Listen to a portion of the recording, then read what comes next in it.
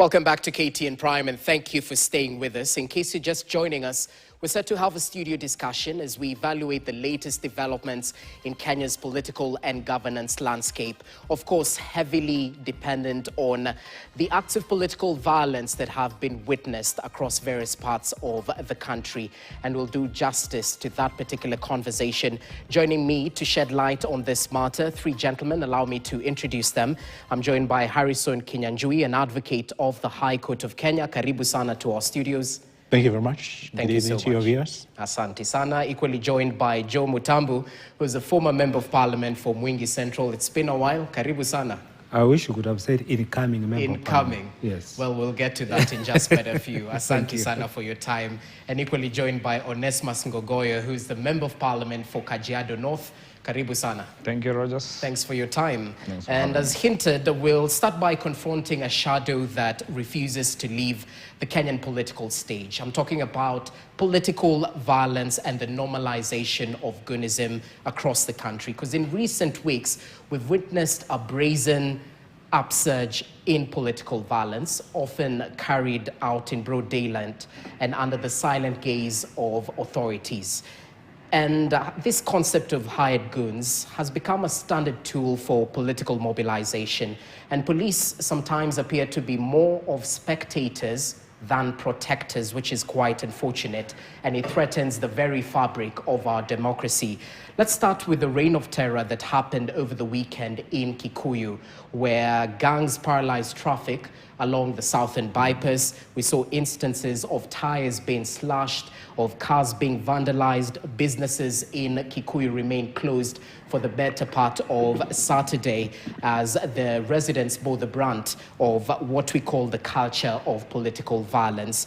And let's take a look at some of the scenes that characterized that particular meeting by the United Opposition as they tried to make their way to Kikuyu town.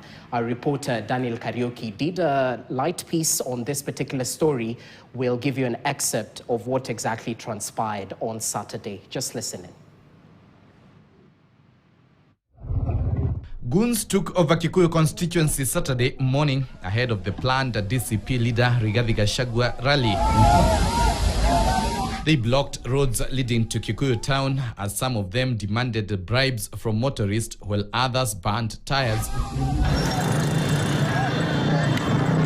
Tension remained high as supporters engaged in a cat-and-mouse games with the police, who kept throwing tear gas to the opposition supporters as they drove them away from the town business center. A few minutes past 3 p.m., Gashagua's attempt to access Kikuyu town were thwarted. However, he managed to use the southern bypass. Gachagua restless while addressing the crowd in a speech that took less than 5 minutes. At some point, the DCP leader was forced to wear protective gear and managed to address for the second time. But the police would lobby more tear gas, forcing him to end his address abruptly.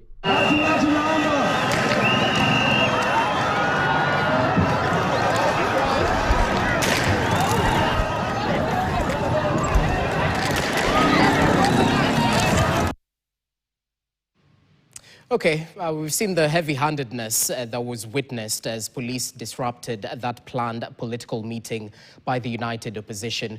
We have a member of the United Opposition right here, who, by the way, was in Kajiado on Sunday, which was quite peaceful at Pefa Wax Church, and later on you addressed rallies in Kajiado. Were you present in Kikuyu? What exactly happened from where you sit, and what do you make of the blame game that is ensuing between leaders across the political divide? Thank you, Rogers. First of all, true, I was present at both meetings. At Kikuyu, I rode on the same car with His Excellency, the Second Deputy President, and in Kajiado, I was also present. First, I thank God that we came out safe. I have been in many political meetings. This is among the few that the police directly shot at a car that I was in. In Kikuyu, we drove in very well past the highway on our way from Wayaki Way, got into Kikuyu. We had a lot of motorbikes from our supporters. And on our entry, 3 police cars came. One with a fake number plate was a Land Cruiser. The rest were police cars from within Kikuyu. And all they did was to try and stop us from accessing the route to Kikuyu town, which is an overpass for you to get to the town. First of all, we respect this government, but we will not be intimidated by any attempt to stop us to talk. Because what happened in Kikuyu was an attempt to deny us an opportunity to engage our supporters.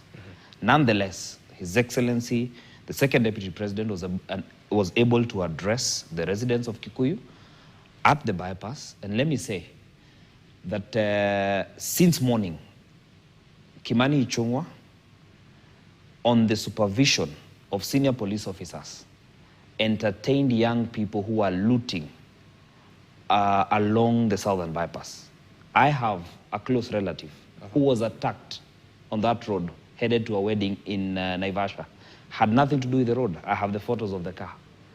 They were actually planted so that there is fear, and GSU will be called in so that now it will be declared that Kikuyu is a no-go zone. We thank the people of Kikuyu. They were peaceful. You can see from the photos, the tear gas was thrown while we were talking to people. They had a notice. They were told. And why we serve them notice, it is not because it is law. We can do a gathering anywhere without any permit. It is not required.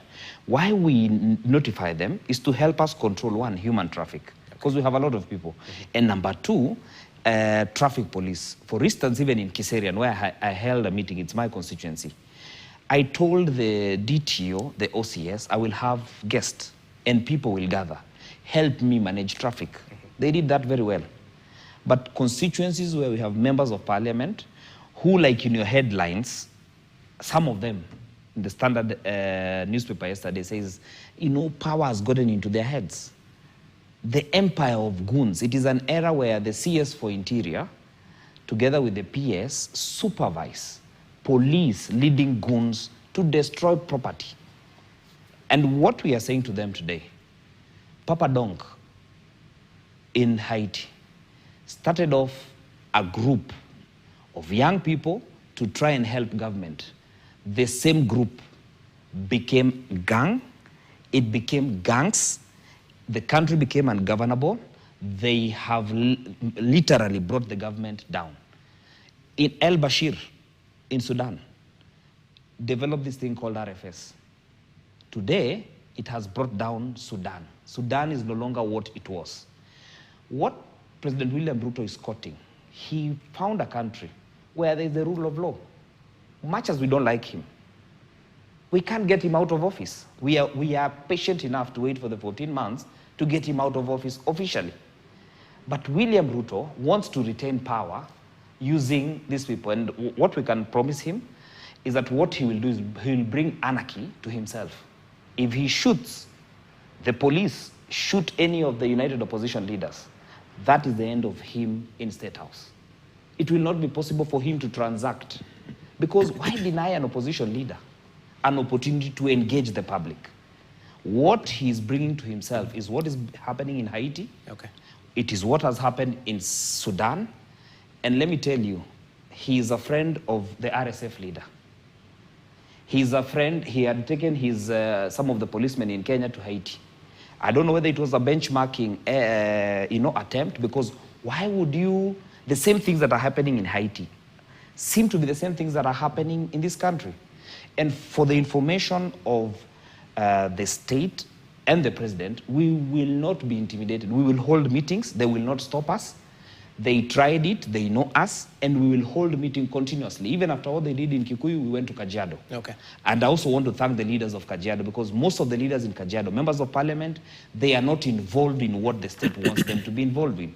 And even those who are in the opposition, who are in, they are in government per se, but in case it is the opposition in the next government, they allowed us to have our meetings without any interruptions. But big-headed people, members of parliament who are sitting around the president, they seem to have an ego that is out of this world. I just don't understand. Uhuru Kenyatta allowed William Ruto to do all his meetings. He went even to Ishaweri. He did a meeting outside President Uhuru Kenyatta's home. He did his meeting comfortably. And if they have a problem with the churches we go, why can't they organize, go to the same church on a different Sunday, have the same pastor, ask them to, even preach to them the same sermon, so that they are comfortable. Probably the problem is where we go. And there's some who say you're stage managing this fracas. Briefly, how do you respond to such accusations? That is pettiness, barbaric, being uncivilized, juvenile. It is, for lack of better words, I saw the CS saying that it could be stage managed. He is actually a comedy boy. It's a big joke. Well, let's not assassinate his character here, but Wakili, I'd like to engage you briefly, because it's not just opposition gatherings that breed political violence. You yourself are a classic case of bystanders who are on the receiving end of this culture of goonism. President William Ruto was in Nairobi last week, Thursday, addressing the county assembly, a historic first of its kind. But what exactly ensued after that caught you in the melee? Can you imagine? Can you imagine? I'm coming from court that afternoon. I wasn't aware that there were goons all over outside my office building. So I want to access my office building, and I'm holding my phones and my files, and then I find that the main entrance is barred, it's blocked. And then I try to knock. I realize, oh, there's more than meets the eye, because right outside the entrance are these goons who are actually smoking cannabis, sativa. In broad daylight? In broad daylight. And then wait. Right next to, about 5 minutes, right next to that entrance, there is a presidential escort or whatever it is, vehicle with police who are there. And I could identify and I could see police officers. And out of the blue, now when I realize I'm surrounded by all these goons, there's a melee and they come, snatch my phones, and they're so daring. I mean, like I plead, okay, bring my phone. Do you want money? I mean, bring my phones. And he's right there, this goon in particular, other than the one who took one of the phone. He is staring at me like, what I do? That sort of reaction. So when I hear what Honorable Ngogoyo is saying, that Murkomen is saying this is stage managed, you have to wonder, in which country are you living in as the CS? Excuse me? Has this person familiarized themselves with Section 9 of the Leadership and Integrity Act? Section 9 says that every state officer shall take personal responsibility over their portfolio. Personal. So this is not an invitation to accountability or take responsibility. When you read Article 10, Sub-Article 2C of the Constitution, it somehow, the framers of our Constitution, bundled accountability, good governance, and as well as your personal responsibility in that sub-article. Okay. So when any state officer is about to embark on a portfolio, whatever it is, they have to swear an oath of allegiance. And that oath of allegiance is what binds them. It becomes like the guardrail. We now have a measurable standard against which we, the Kenyan people, measure their standard of performance of their portfolio. So when you hear a CS saying that they are stage managing their own attacks, personally I have to ask him, did I stage manage my own attack outside right there? But there were goons who had come to back up the president. Okay. You have to wonder, like, excuse me, and like Meshmewa said, Gogoyo, when Papa Doc in Haiti started off this goonism and the gangsters and all of that, and he thought that he probably could contain it. His own son, Baby Doc, then came, and it was too much to handle because he has to deal with so-and-so, he has to deal with so-and-so, and then these militias by themselves rise up against each other.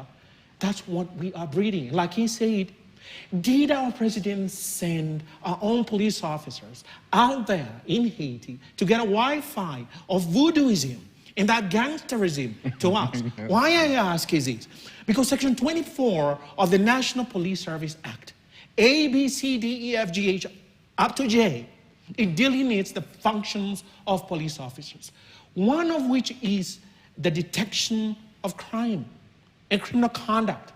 I went, when I was robbed, to the DCIO in charge of this city, and he assigned 3 police officers, to whom I pointed, that's the person who knows the fella by name, where he resides, that stole my phones. So I go with the police officers. Do they help me? No. They let him go free, scot-free. Well, just to hammer the point home, you so graciously shared the CCTV footage, and we just want to play it as perhaps we ask if it's a lack of prosecution that makes these goons brazen, because what exactly emboldens them? Is it that they have masters' protection? Simple as that. Let's take a look at that CCTV footage, if we could, of Wakili, who was making his way from court to his office in town. This happened to be the day when President William Ruto was addressing members of the county assembly. But outside, a crowd had gathered, and amidst the crowd were goons. Do we have that CCTV footage?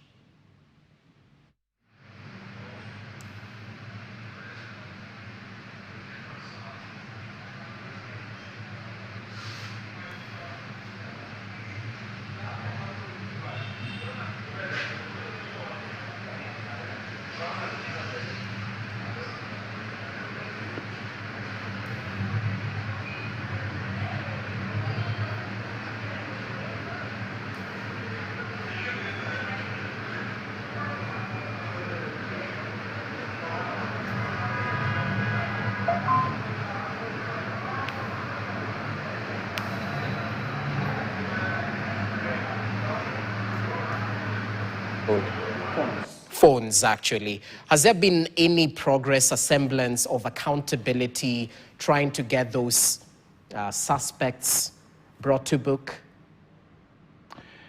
I went to report this at the Central Police Station because the DCIO informed me that some had been arrested and I should go there. Okay. Now, when I went there, all I was given was an OB entry. Then on Saturday, I went there back again, and I was told, oh, the DCIO is not there. We can assist you. And then so I'm basically on my own. No one has called me. No one has done the investigation. And yet, like I said, Section 24 of the National Police Service Act mandates the police to investigate crimes. Now, when I went there to the police station, Central Police Station, I found no less than 20 people from that very area. And I heard that one person had been stabbed after apparently they had clung onto their phone. Stabbed, meaning they could lose their lives.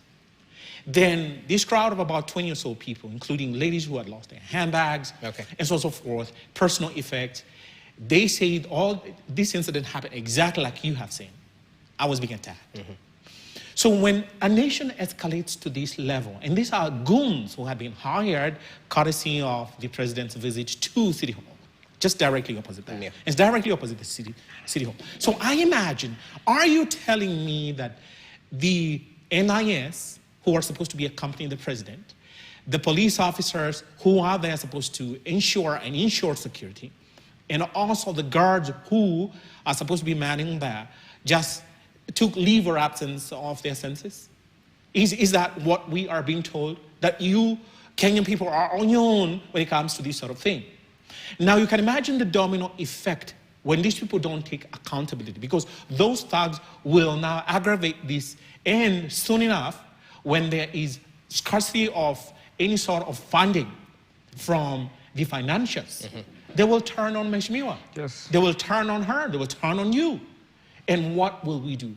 We lost a very, notable broadcaster, Ken Walibora.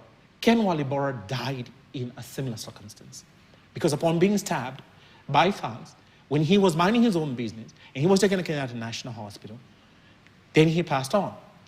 Is this what we want as a nation? But William Ruto, with all due respect to him, is leading the country there. Because those goons happen out there. Okay. Now, I shudder to imagine, so that I close this point. I shudder to imagine if a police officer whom I summoned and went and asked, could you kindly assist me? That's a person who stole my phones, and he's still there, standing right there. And he was armed with an AK-47. I shudder to imagine that if he did shoot that person, the snipers up the roofs who are guarding the presidential motorcade and the president, would they target me? Well, if it could happen to you, it can happen to anyone. And Mutambo, this is the reality we are dealing with. It's not new. It has been a culture that has been sustained over time. In fact, the CS for Interior mentioned that he can't separate politicians and these goons. Recently, I just want us to hear what CS Murkomen had to say, where he declared a crackdown on criminal gangs while he was in Trans Nzoia, saying talks are over and there's a special police unit that has been deployed. Listen in. Mimi nashangaa mtu mwenye umewahi kukaa katika baraza ya kupanga mambo ya security, unaenda kusanya vijana na kuenda kupiganisha kutrain hao kwa kuwa goods na kuwa guns, na wewe umewahi kaa chini kuwa kiongozi kwa mambo ya security. I want to say Trans Nzoia imekuja haibu kubwa sana. Mimi nataka niwaone viongozi wote hapa. Hii maneno ya kurecruit vijana, kuwapatia crew reports, mavisu na kupiganisha na kuwapatia banking must stop. Because Trans Nzoia is too important for us to leave it to guns and to leave to criminals ambayo wanasumbua wananchi hapa. Bwana County Commissioner, you know what to do with your county security team. Wacha kuendeleza mambo ya security katika Trans Nzoia hii. Hao watu hao watu washindwe, wapeleke kotini, wakirudi tena washindwe, warudishwe kotini. Mutambo, you're not new to the political landscape, and it's no secret that gangs operate under the orbit of the country's political class.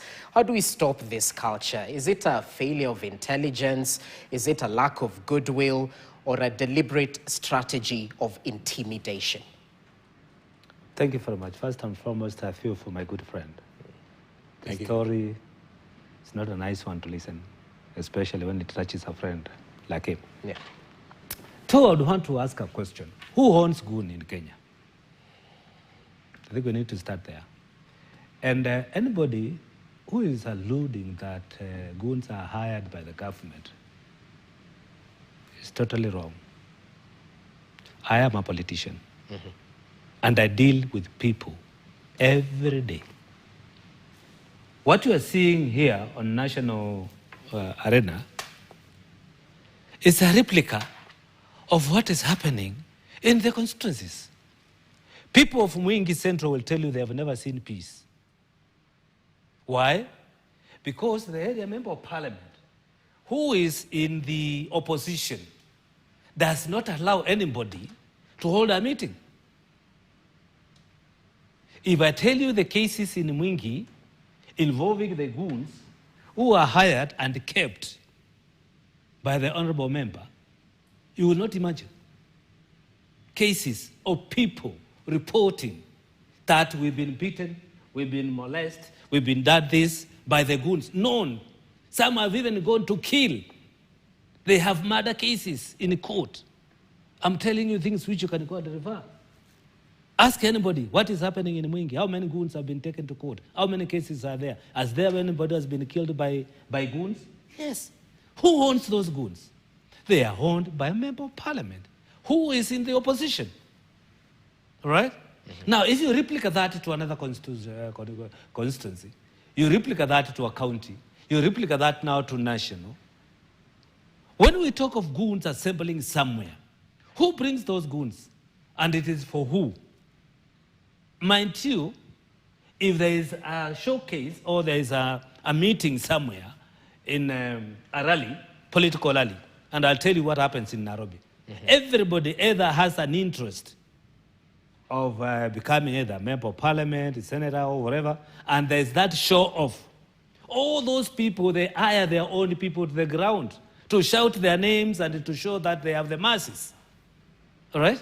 So will you do the same to counter? So everybody does that. Okay, okay. my good friend, you'll come with his people because the party leader or whoever is there, you want to show that I am the one with the support here. The other one who is opposing him, he will also come with this. So, these people, when we say the police are not working, they should work against who? Number two, what we saw and what he showed us. You know me, I like being very practical and being very fair. We see police throwing tear gases, fighting with some youth, or fighting with some people, right? So, ideologically, you'll say, these people who are fighting police are for the opposition, right? These other people who are fighting the police are from the government. So, who owns the goons there? All of you. So, why do you see a log in your friend's eye and you don't see a speck? Or you see a speck in your friend's eye and you don't see a log in yours. So what am I saying? This problem can be solved if leaders, not from a certain divide, across the divide, behave otherwise and tone down the issue of show-off and the roadside shows. If we do that, we'll bring this country to sanity. It is very immoral for any leader. I'm baffled by what Mishimo is suggesting. Because what we saw about going on in Kikuyu, I'm sorry to take the floor, but I need to ask this because I'm lost now. The suggestion, the implication that Honorable Mutambu is making is that those in Kikuyu, for instance, had goons from the opposition and goons from maybe the local area of parliament. I'm not sure what you imply. But it is very troubling because we saw an interview, for instance, of one truck driver who said that, look, all my 8 tires were cut off and each is about 40,000. Look at the loss that I am faced with. So how do you factor that in? Because now this is an attack to property, not I hear you. a person I hear you, Counsel. who is involved in any way. My question is this. Yeah. How do you tell the person who is committing this crime is from what side? If every side is coming with their own goons, how do you tell this act was done or it is this team which did this act? How do you tell? If I come with my goons and you come with your goon and he is attacked by that quagmire of whatever it is, how do you tell who owns who? All right? So that's what I'm saying. This is not an issue whereby we can start by blaming one side. We need to be sober, all of us, because the moment we say it's government and we stick there, those of us who are not in the government or those who are not in the government, they'll take advantage and they'll continue doing whatever they are doing. So we are not solving it. But the police are supposed to take action. Everybody, whether you're in opposition or in the government, you must take responsibility. All right. Because this is our country. And it does not belong to a section of people. It belongs to all of us. All right? What power do I have as a citizen to arrest a criminal armed with a knife or even a gun? And probably they are like now marauding. There were about 10 of them. Surround. What power did I have? Power? You did not, and that's why I said it's very unfortunate. And you know, I also looking at the same police officer. You know our country very well. You know where we have put our police today. If today a police officer fires a shot to anybody, everyone, including my good friend here, Kinyajui, they will be saying these police are wrong. These police blah, blah, blah. Oh, where is IPOA? Where is this? You cannot know until it eats you. The moment it comes to you now is you know, oh, we really need the police here. But when it is another person, you say, no, this police is wrong, this police is that. It is us Kenyans who have put ourselves to this situation. Because now sometimes, because these police officers are also human beings. They are fathers, they have children, they have everybody. They have their personal life to live. Okay. And the moment we push them to a corner whereby when somebody is executing their duties, they feel threatened, then sometimes you take a break and you say, oh, I'm not going to do this. Because tomorrow I'll be on a crossfire.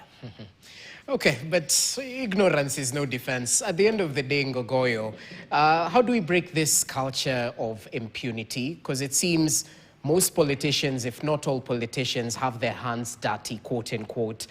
Is a special police unit the much needed silver bullet? Do you have faith in Kenya's justice system, including the police, in stamping out and clamping down on these instances of goonism?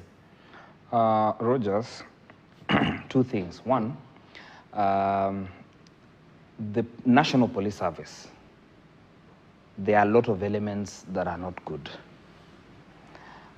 Because, like Wakili said, it is the responsibility of police to detect crime. It is part of why they are the National Police Service. Their fabric is for them to be able to detect crime. There are even instruments, there are agencies like the National Intelligence Service that should assist them to detect such crimes. Number two, how has goonism come into being?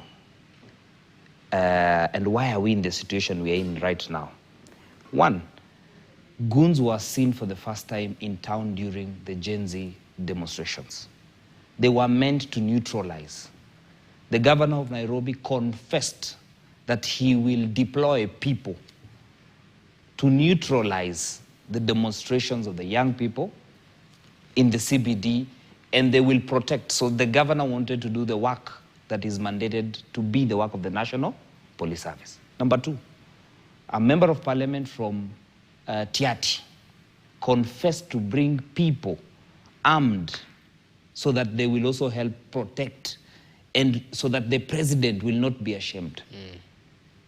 The governor of Nairobi mobilized and brought in young people in the name of defending the CBD.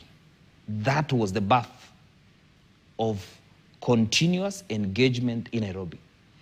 When the president has visited Nairobi in a few days, specifically in Thika Road, he was in Mathare launching some, I don't know what he was launching there, but I mean, he did some laying of stones. Nobody knows what exactly is being built. When he left, motorists were attacked in their cars. Now, what they started in as protecting has now grown into, after they escort the president, and they sing, they usually lift two fingers, I don't know what are they about. When they finish that thing of theirs, they go on doing what they were doing. That is exactly what happened to Wakili Kenyan.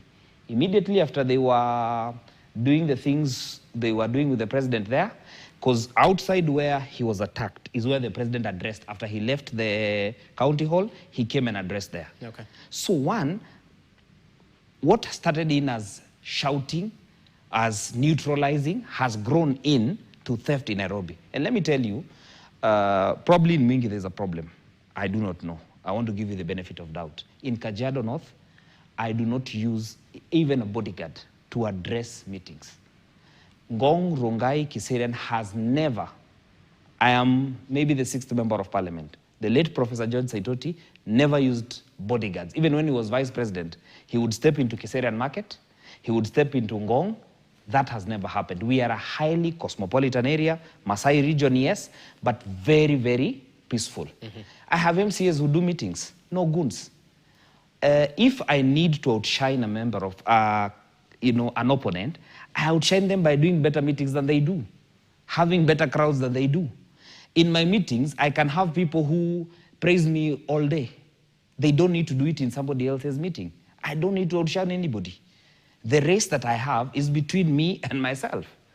Allow me also to tell you, it is not all members of parliament who have goons. There are members of parliament I know do not trade in the business of having security around them. Why would you have security when in a public primary school, it is governed by the MOE Act, Ministry of Education? Why do you bring in people from outside? I go alone in any public school. I engage the head teacher, if they are parents. Why would you bring other people from outside? I have actually, in my meetings, made it very clear. The gate of a primary school should only be allowed by a parent, a child, and a teacher. And anybody else should get a pass. That is what governs in the Ministry of Education. They have an act that guides them. Even the BOMs are very clear who should be in a public school or not. I go there as a stakeholder. I have an NGCDF program. So I want to disagree with Mheshimiwa, that on goonism, if there are constituencies that have the late Ongondo area, it is said that in his constituency, there was a lot of goonism. There are regions that could have such problems. Okay. That is what CS Murkomen should be able to deal with. And lastly, in Kikuyu, there were no teams combating. We were attacked by police. The tear gas was thrown in. We know the GK number of the cars. We are giving a report this week later on. We will be sharing details of what happened in Kikuyu. And remember, we had served them with sufficient notice, and not because we were required by law to serve them. We did it because we wanted their assistance on managing traffic. They are experts. That's why they are traffic officers trained by public resources. We also needed them to help us on human control because we expected more than 10,000 people. They needed to, if for instance, Kikuyu has a stage, for us to have our rally in the stage, we needed the cars to be removed, give them an alternative for a few hours. The Matatu Association had accepted. They told us we'll be free, we'll use the other side. They were to close one road for them to allow us to transact for the 2 hours that we had said we'll be there. Okay. But the member of parliament, and I quote, the member of parliament, Kimani Ichung'wah, had confessed a week before that we will not get into Kikuyu. But because he doesn't have a title deed, neither does it belong to his father or mother, we had to go there. So with the inaction of police, what exactly are you trying to get to? Because we saw United Opposition Principals try and meet the Inspector General of Police. It didn't happen. And there's a notion going around that crackdown on political violence seems to depend on which side of the political divide the perpetrator sits. So do you have faith in the criminal justice system again? The police know what to do. If the police wanted to arrest people who are in crime, they will. They don't need Murkomen. Have there been arrests, Waitima, following that fracas? Waitima, they only transferred the 12 officers. Okay. Some have gone to Northeastern, some have gone to Mombasa. We have their numbers. We provided everything. Rigathi Gachagua read the list. They've just been transferred. Okay. No prosecution, no arrest. But the beauty is, it is just 14 months. 14 months. It's just 14 months. Okay. And crime is crime. Yeah, 2 years down the line, crime remains to be crime. And let it be known there are a number of CSs today. I saw the CS, one of the ministers in Uganda has been jailed for 4 years for something she did when she was a minister in Museveni's government. Let Murkomen know, let the defense minister know that the things they are doing now, they remain crime even when they leave office. Just 14 months, they will face personal responsibility of the omissions and commissions they have committed, especially when they are in service. These are people under oath. They are supposed to protect life and property. Our cars, personally, I keep saying this, I was attacked in Limuru. It costed about 1 million shillings to repair my car. I have an OB number to that effect. The OCPD for Limuru, specifically Limuru Police Station, they have done nothing up to date. I provided the evidence, the videos. I gave them everything they needed. I even eased their job. I gave them the video because it was covered by live media. I showed them it is this person, they are hitting my car. You can see them. And no action till And no action taken. And by the way, for your information, briefly here, what is going to happen? What they have breeded today, attacking individuals, innocent people, will not live long. Once they leave office, they will not have those securities. They will be attacked the same way. As we put this matter to rest, Kenyan, does the current law provide enough teeth to prosecute the sponsors of the violence, or are statutes only designed to catch the foot soldiers? I think what's going on right now is very disturbing. I don't think the president has mulled over the domino effect of allowing this goonism, this political thuggery to go on. What Meshmewa is saying is that he expended over $1 million shillings to fix his car, the damage. Now you go to the insurance company, they tell you, well, this is political violence. It's not covered in the insurance. And I'm sorry, you're on your own. That means that that 1 million he would have applied in investment or otherwise, he doesn't use it along that direction. And that probably 1 million may appear very small to someone who's used to billions. But when you look at the domino effect of that, it undermines the political space where Kenyans should feel safe that, and this is a time, I should say, for, and he's out there telling people that, you know, you can't just keep shouting one term or whatever you want to shout.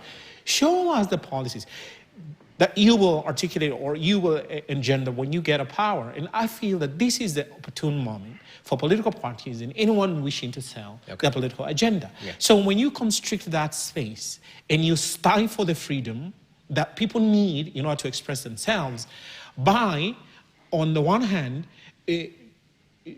sending those goons or funding those goons in a manner that they breach the peace, and any person coming to listen, what is Honorable Mutambu going to tell me? Or what is Honorable Ngogoyo having in line in terms of if he was to succeed the current crop of leadership, what would he offer me? So you deprive the average Kenyan person who would like to go and listen. And unfortunately, this thin skin on the part of Ruto has grown in spite of him, like Honorable Ngogoyo has said, being offered every leeway and every opportunity by the former president. And nobody sent goons to him, although he's of a different view. So the attrition of faith among the average Kenyan people, it undermines the political freedom that we have in the Constitution. And if I were the president, I would be very scared of that, because it also has the converse effect on him, because he's going to be accosted by these thinned out crowds because no one wants to attend his meetings. And that's when now they begin paying these people to show up. Now, coming to the legislative framework, it is sufficiently there.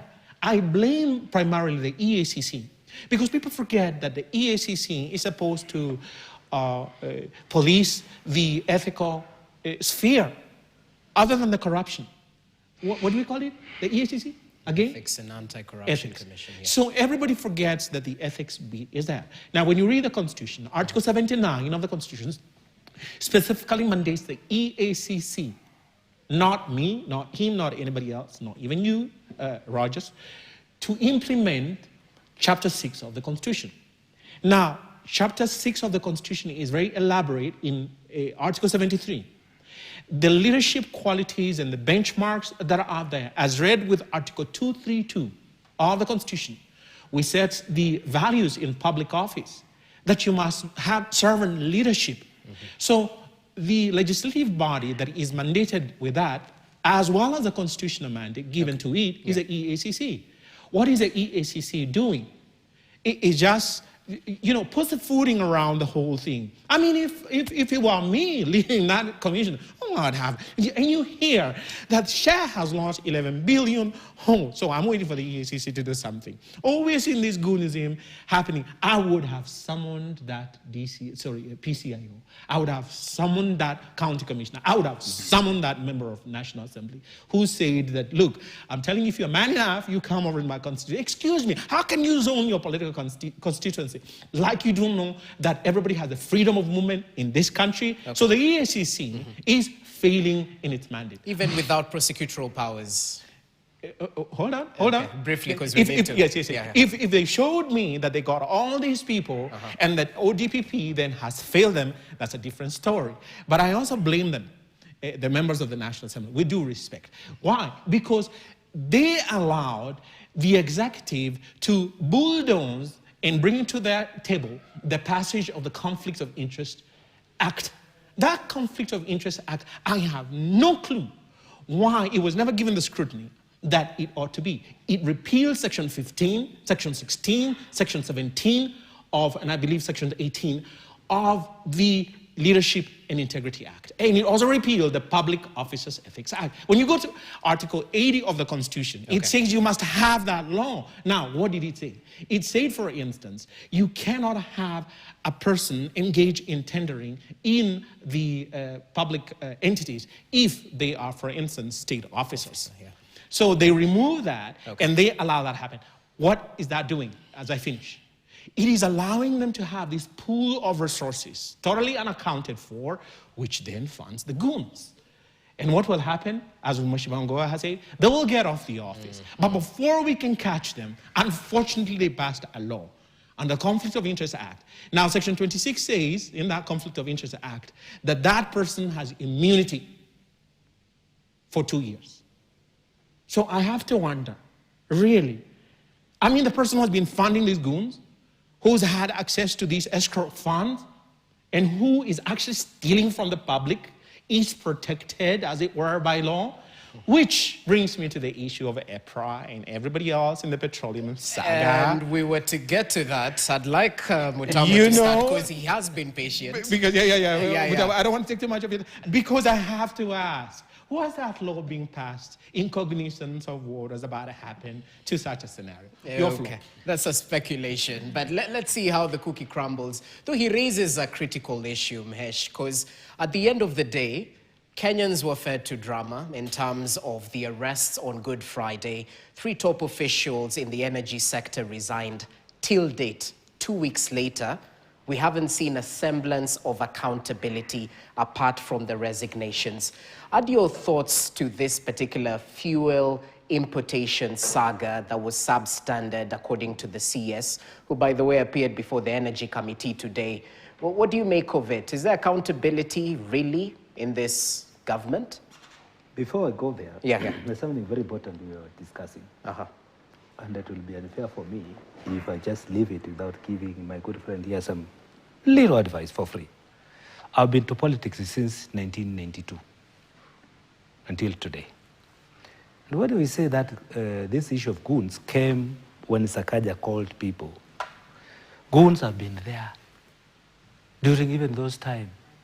I've been in different institutions. I have been to the most and worst political arena, which is football, for your information.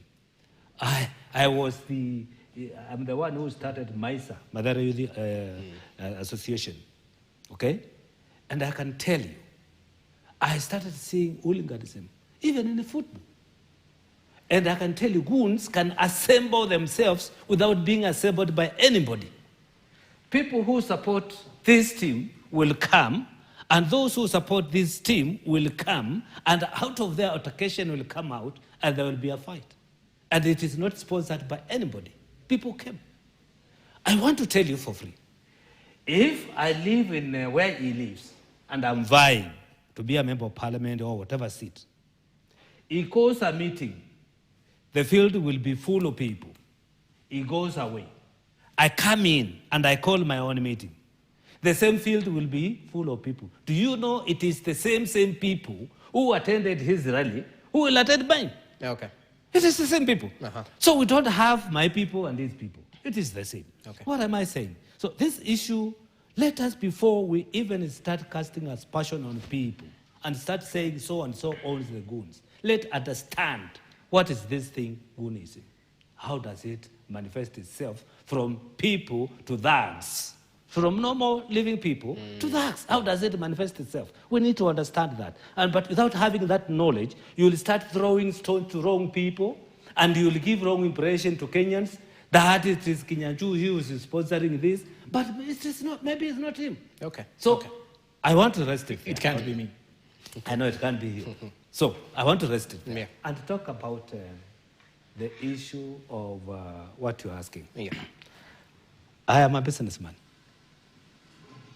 And one of the things which this government did, which actually have been advocating for it, is that when we started what we call G2G, that thing killed so many businesses. So many people, fuel marketers, closed their shops, right? So what we are seeing today is what we call conflict of interest. Because now these players are not there, and there's a vacuum or there's a room for somebody to do something, then it ends up being done by either the officials who are supposed to be manning the gates. But what do? We associate everything which is done in this country to the president. Are you defending his position? I am not his, the correct position. Because anything done, and this is where we need to hold it ourselves as well. Okay. It cannot be everything done by a human being or a Kenyan, knowing how Kenyans are. You put me in an office, I will do things based on my own interest. But what will Kenyans do? If I mess, it is Ruto. If something happens, allow me to just say one thing that he can add. I add to it because of time. Section 6, Section 8, Section 9, Section 10 of the Petroleum Act is heaped with the cabinet secretary shall the cabinet secretary. So the buck stops with the cabinet secretary. So far as the importation of fuel is concerned, if it's adulterated, he takes responsibility. And like I said, Section 9 of the Leadership and Integrity Act, which I suggest he familiarizes himself with, it says that he should take personal responsibility. Okay. That's my point. So if we say that... Thank you for supporting me. Thank you for supporting me. No. I did not deviate from who owed the responsibility in that docket. What I'm saying is, it doesn't matter who does what wrong. We run to the president. And that is where we go wrong as Kenyans. Because we build our feelings against the president, and it's not the one who has done it. It is someone else. But tell me this. That's what we are trying, and that's the point now I wanted to take to my friend here. Yeah. Because when you are in opposition, you are government in waiting.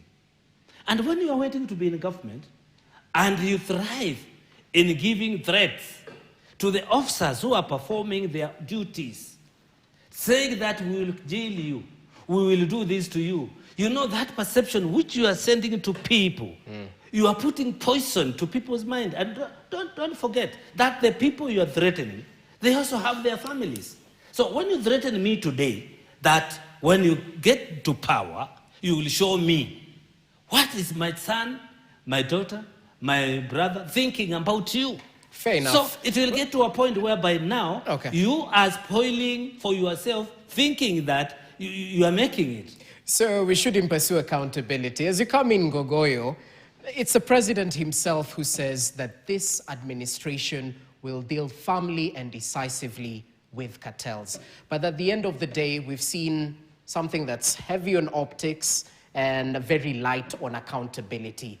Because according to the DPP, they haven't received the files, hence they can't proceed with this particular case. So arrests, staying in custody, get bond, and then what next?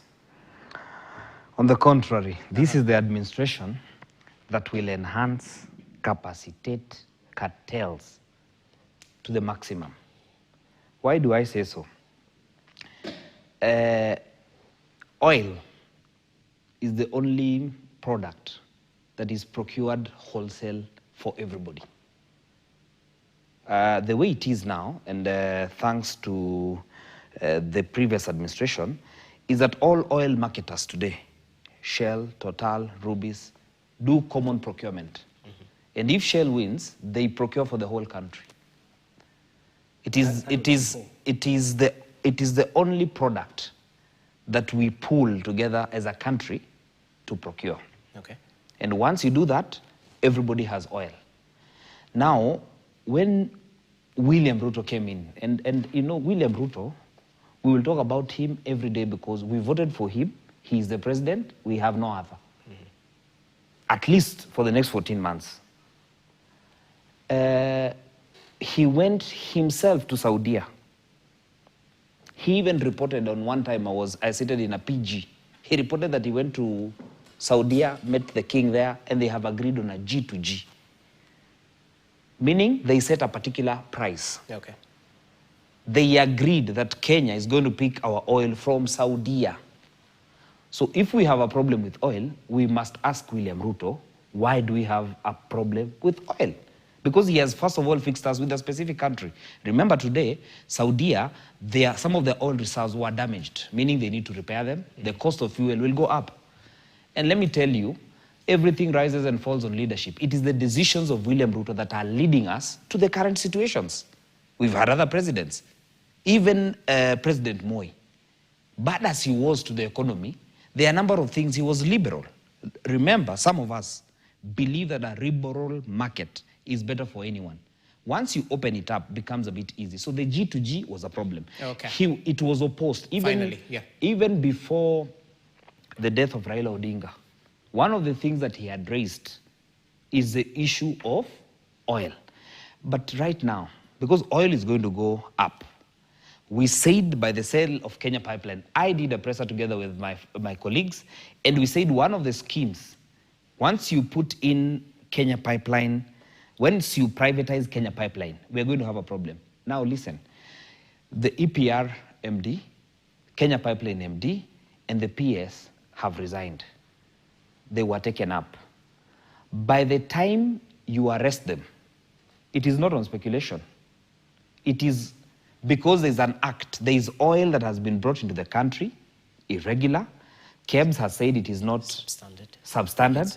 So the fact that they have not been charged, they're just covering up. Okay. Allow me to tell you. Allow me to tell you. President William Ruto is involved in the oil that has come to this country. And if he didn't know, why do we have G2G? He was the guarantor of G2G. He was the guarantor of G2G. So if there is a problem, he must have known at source there is a problem. And allow us to say this, that we are opposition. We only have the alternative. We know what needs to be done. But we are not helping government to do. Because they say they have the experts. They brought in Opio Wandai. Opio Wandai was supposed to be an expert. They said he's an expert. So the expert now, in the ministry. But let me add to that. Our time is up, unfortunately. Because time is up. Time is up. Yes. I just wanted to say that if I wanted to import oil from Mozambique or Angola or even Nigeria, the CS has to approve my importation. Now you can see we are deadlocked. We probably have cheaper oil from other places in Africa, but because of the G2G, we are locked into that. And from next week, from tomorrow, probably we'll be buying petrol at 250 shillings per litre. You tell me the domino effect on the economy. So who should take responsibility over this? Well, the CS for Energy today said he will not resign. Let's see how the cookie crumbles, as they say, because the buck stops with someone. And if it's not the PS, well, maybe it's the CS. Let's see how it all plays out. Gentlemen, thank you so much for your time. Looking forward to further discussions that will definitely feed into the knowledge of our viewers back at home. We were joined by Onesmus Ngogoyo, Member of Parliament, Kajiado North, Joe Mutambu, the former Member of Parliament, Mwingi Central. He said the incoming, well, that's a story for another day. Harrison Kinyanjui is the advocate of the High Court. Asanteni sana for your time, and that's how we wrap up tonight's edition of KTN Prime. Thank you so much for watching. Hope you're adequately informed. My name is Jesse Rogers. Good evening.